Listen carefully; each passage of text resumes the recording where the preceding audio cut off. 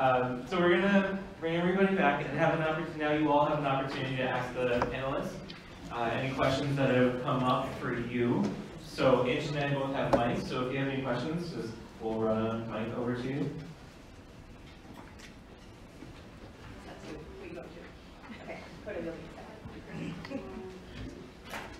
Hi everybody, my name is Asim and I work for the Department of Human Services. I am originally from Pakistan and I went to the EO family for my graduate studies. I really appreciate your thoughts on community engagement and your experiences. The part I struggle with, my question is, having those identities and coming from a different culture and now living in a different culture, sometimes we might feel like we are lost. Sometimes we feel like asking ourselves the question, who am I? And Bilal, you referred to the point about owning your identities. They are there. It's just for you to like own them and highlight those identities. But how, in your experiences, how have you dealt with that question, who am I? I think for me that question changes pretty frequently. And it changes sometimes because of what I have to stand up to or where I need to step back from. It's evolving as I learn. If you would have asked me, I gotta think how old I am. If you would have asked me 40 years ago if I was gay, I would have been like, ready to fight you. Hey, somebody should have told me, you know, but I didn't really know, you know, it wasn't my experience. It wasn't something that we talked about at my house. It wasn't forbidden or there wasn't shame around it. It just wasn't something that we talked about. So I had to get to a point where I could access that information, see other people that looked like me. I didn't chant 10 years ago, but now I chant every day for a long period of time. And if you would have asked me about chanting 10 years ago, I'd have been like, yeah, that's not for me. But it gives me life. You know, I feel different that I do it. So I'm different now than I was before I started that activity. And so for me, it's a constant evolution. It's always changing. Yeah, I'll echo that that evolution. I also would say it's been important to me a lot as I've gone through that, as I've named and found those identities and held on to them and learned how to make them stronger. It's been important to understand my prescribed family and where my boundaries with them are, but then also how do I create family or community in all my other identities, right? I think my queerness is a really difficult boundary for my Arab, Palestinian, you know, Muslim family. And so that is my family in that identity. That is where I learn food and culture and language that I love and love practicing. And then my queerness is somewhere else. It's another set of family. And so how can you find and create those safe spaces around you? But I think, and my sister pointed this out to me actually, is also recognizing who you're shutting out. When you need to say, nope, this space is not for you at this time. Because sometimes you just need that particular community to be kind of enveloping you and surrounding you. And it's not easy to find them all the time, but I think once you do, you hold on and you understand that kind of connection. So that's where I would stop. Others? I don't really have anything. Ditto. Okay. My question is for Bilal, just a clarifying question. When you were talking about flexing, I didn't really fully understand it, and in terms, was it in relation to like people checking boxes and identities, just that whole piece? It kind of went over my head, so if you wouldn't mind expanding more on that, please. what did I say? Flexing your muscles. Okay, flexing the gray area of binaries and like formulaic things that I think are entrenched in our society and how our society understands identity. You know, I will give you a specific example. On many forms that I fill out, I have the option of, you know, white, Hispanic, identifying, Latino, Black, Asian, and white. And in the parentheses for white is European and Arab descent. And I think, why is that? You know, and I think, how is that fair to me? These are questions that I ask, right? Because my identity doesn't really match up with, I'm on the board for the Coalition of Asian American Leaders because I feel more connected to the Asian experience than I do with the white experience. My culture is really different than that of European culture. And so, there's something in that that's really messed up and doesn't really explain who I am. And sometimes, depending on my mood, I will just say, well, okay, I'm just gonna say Asian, even though they say Arab or Middle Eastern right there. And what does Middle Eastern mean? In some communities here, that means like Israeli. It's really owned as a Middle Eastern identity that's really prominent in the US. That's really hard for me as a Palestinian. That is, you know, I have a colleague right now, I'll just share this story, who came to me and said, you know, I am really struggling with my identity as a Jewish woman, raising a Jewish child. We go to synagogue, and I am struggling with the association with Israel and the genocide of people, the oppression of the Palestinian people. And that was a real humble connection point that we both shared, but there was a real difference between us too there, and differing, you know, sides of history. And at that same time, that vulnerability that came into place caused me to think of her immediately during the recent synagogue attack and reach out to her and connect and say, you know, hate is hate. Terror is terror. This white supremacy is happening to your community, to this shred of your identity, and I can relate to that and having histories of that as well, right? So there's this huge gray area in that checkbox just in itself. And that, you know, and I think we can and have been seeing that more in, you know, the gender binaries as well. And we've been starting to understand that, see pronoun identification coming through more, relying on these youth perspectives that I think are also way more global in their vision and exposure. And so that's so gray, and just embrace it. It's important for some things, but it's also, we gotta flex and get past that. We gotta look in between those boxes and really delve in and be comfortable in that gray area.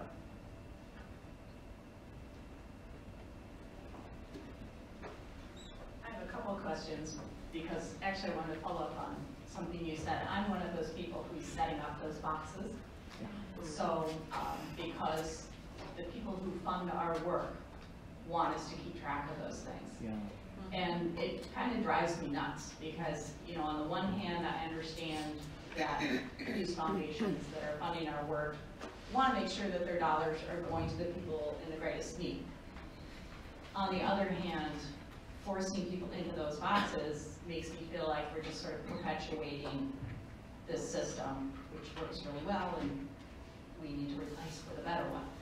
So any thoughts on what somebody in my position can do to flex that gray space? I mean, we have the other category, and we have the, check as many as they apply.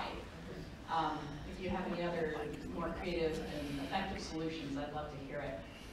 Yeah, I'll speak to it, but I'll also open it to, this conversation on census data and the importance of data. I do think it's really important. I think I do not want to get on a soapbox about philanthropy, and I think I'm constantly talking about evaluation and the lack of need for evaluation that I have in funding really important work that I am not doing. I am not doing that work. We are funding that work, but there's this very ingrained misalignment between the work that is being done and what an institution is funding.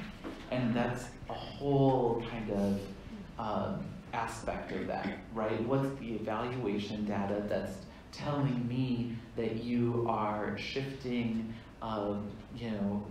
pre-diabetics out of pre-diabetes by 5% in this particular group? That is a crazy expectation for somebody who is charitably contributing to an organization to have as an expectations.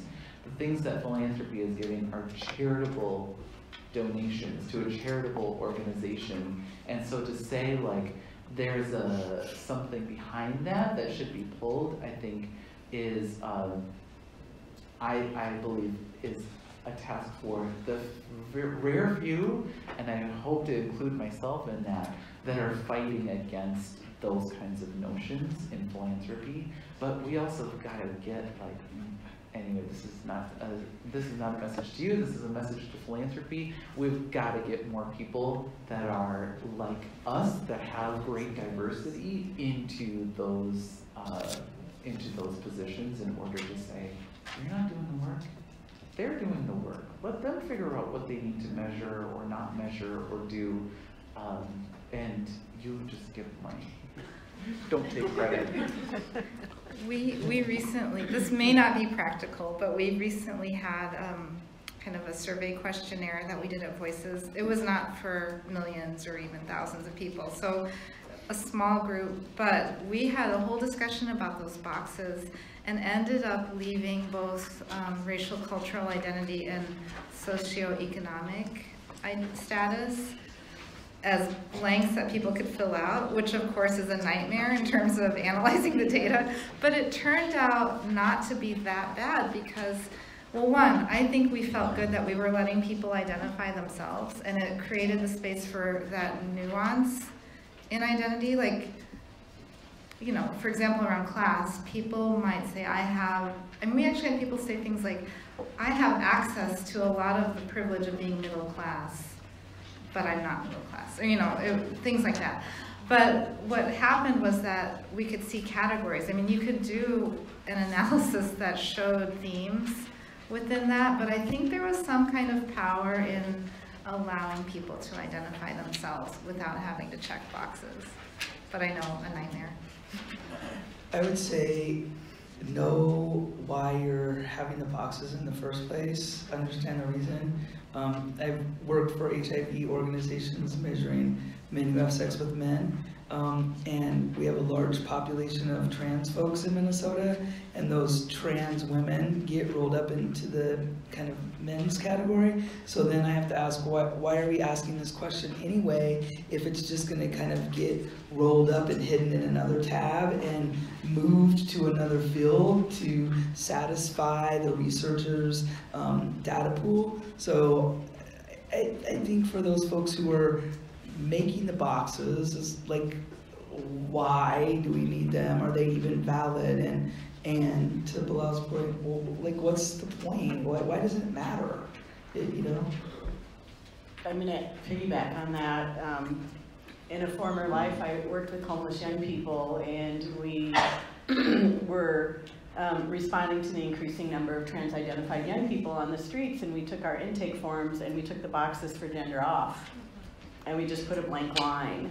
And in doing so, created an opportunity to build awareness with people who would automatically self-select into the binary. We were like, well, not everybody does, and we could create an educational moment. So if you have those opportunities to let people self-identify, for the folks who come expecting to check a box, you get to talk about how the box doesn't work for everybody and build awareness.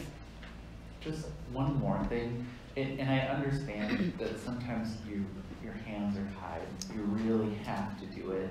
And maybe another thing you can do is just complement with storytelling. Just a piece of anecdotal information where you have that data, but you can convey a story that's really important and tell us a little more than the data in that storytelling. That can be really powerful.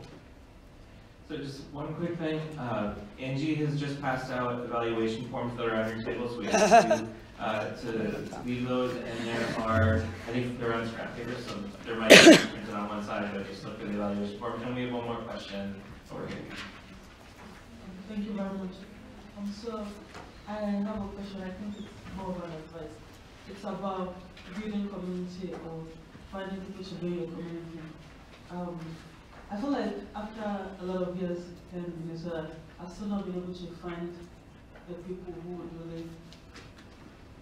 really say, oh, these are the people that I can tell. I don't know how to explain it. People that you can just go to if you're like having a crisis or if you're having an issue, or if you just want to talk to someone you can just say, I want to call this person and just talk to them and they can understand my story, my struggles and things like that. And so I feel like I've tried a lot. I feel like I've done everything that I'm supposed to do, but I've still not been able to find the right people. And I know that people are very busy here in Minnesota. People are like very, very, very, very busy. But still, I feel like I really want to find my community. So like, what advice do you give me? I would say yes, Minnesotans are nice and super cliquey. So I think you have to know like who are your people, and then get creative. I was really lucky. I found my people from an orange flyer on a telephone pole about 25 years ago, and the flyer said, "Women of color for women of color dance party." And I was like, those are my people. And I'm still friends with most of those women to this day. And I was so excited when I found my community that I literally took that orange flyer off the telephone pole and ran home to my partner like, look, they're here. So I think it's really about knowing what it is that you're looking for, who are those people that are your people, and then doing all the searching, praying, chanting, looking on Facebook, maybe not Craigslist, and putting out there what your desire is. You have to map your desire. You got to put it out there in order for it to come to you.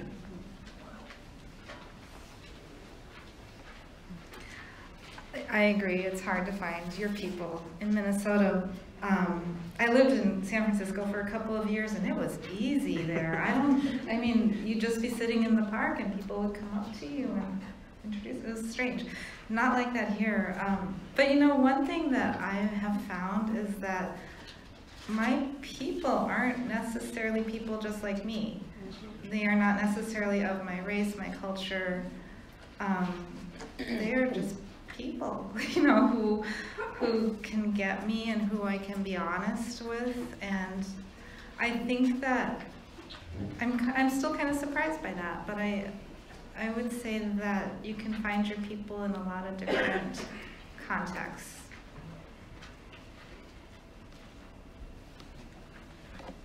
Okay, well, thank you everyone. Can you join me in thanking our panelists one more time?